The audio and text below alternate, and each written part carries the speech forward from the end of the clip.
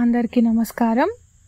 ఈరోజు మనం తెలుసుకోబోయే మొక్కలో ఎంతో మహత్తరం దాగి ఉంది. ఈ మొక్కలో ఎన్నో ఔషధ గుణాలు దాగి ఉన్నాయి. అదే పులిచింత మొక్క.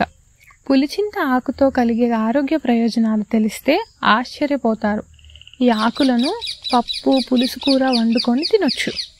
ఈ ఆకులను పప్పుగా వండుకొని తింటుంటే కూడా చక్కటి ఫలితం కలుగుతుంది. నిద్రలేమికి మేలు చేస్తుంది, కండరాల బలాన్ని మెరుగుపరుస్తుంది. పులిచింత ఆకు రసంతో కాస్తంత సైంధవ లవణం కలిపి పూస్తే పులిపిర్లు కూడా రాలిపోతాయి.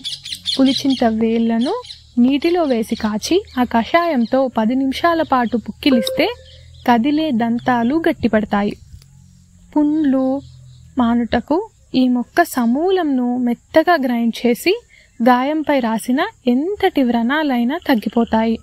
అంతేకాదు, దీని పచ్చడి చాలా రుచికరంగా ఉంటుంది. మరియు ఈ పచ్చడి తింటూ ఉంటే ఆకలి కూడా వృద్ధి అవుతుంది. ఈ మొక్కని నీడలో ఎండించి పొడి చేసి దంతమంజంలా కూడా వాడుకోవచ్చు.